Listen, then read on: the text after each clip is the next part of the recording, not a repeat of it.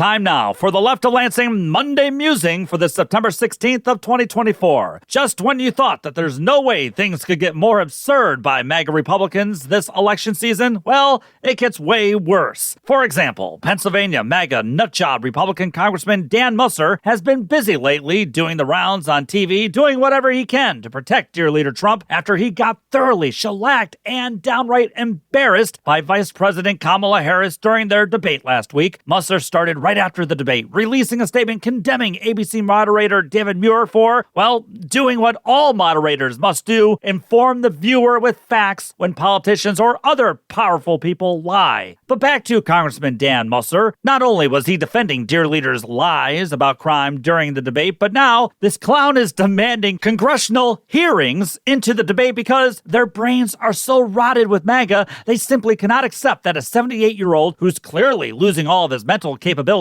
and who isn't really all that bright to begin with could get beat up so badly on national television by a former California Attorney General and United States Senator. They just can't wrap their minds around that. They've been trained by dear leader and his right-wing media propaganda machine, including Fox News, that Kamala Harris was some dimwit, or worse, that she was a DEI vice president, if you recall. They relied on racist, misogynistic tropes in their hopes to help dear leader from getting exposed as the lunatic racist he really is and has always been. But Dan Musser wants to get to the bottom of this. He is now calling for ABC News to appear in front of Congress and demand that it shows Kamala Harris was not given the answers ahead of time, because that's the only explanation they can think of as to why their dear leader would lose so badly in front of millions and millions of people. Like everyone else in the weird, warped MAGA right-wing world, they're only asking questions. I mean, that's all they ever do. We're just asking questions. And come to think of it, I'd like to ask some questions too. Like, did J.V. Vance really have sex with a couch?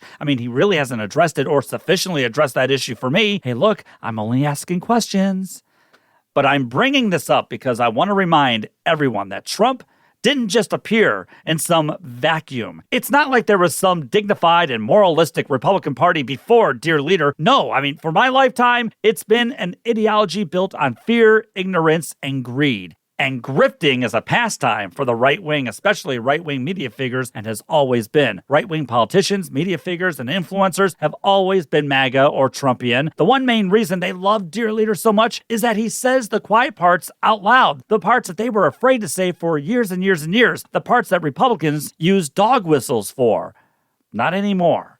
So even when they're defeated this fall, MAGA will keep marching on, and they will find new generals like Ron DeSantis, Nikki Haley, and others. And don't forget, here in Michigan, Republicans were busy making it difficult for women to receive abortion care way before Donald Trump. Republicans were busy passing major corporate tax breaks, raising taxes on retirees, funneling money from public schools to private schools, and attacking marginalized people as much as possible. Again, all before Donald Trump ever hit the scene. MAGA Republicanism has always been a feature within the Republican Party. It just became a stark reality to everyone across the country once Trump did hit the scene. That's why people like Pennsylvania Congressman Dan Musser aren't going away after this election, okay? They're not going away. They're going to stick around, and they're going to try to grift just as much as dear leader because they saw how successful he was with his cult. Republicans are MAGA, and MAGA are Republicans. Don't forget that. leftoflansing@gmail.com is the best way to reach me. Subscribe to the podcast and also subscribe to Left of Lansing on YouTube. Don't forget to follow me on Twitter, the Gram, and Facebook. Take the battle to them.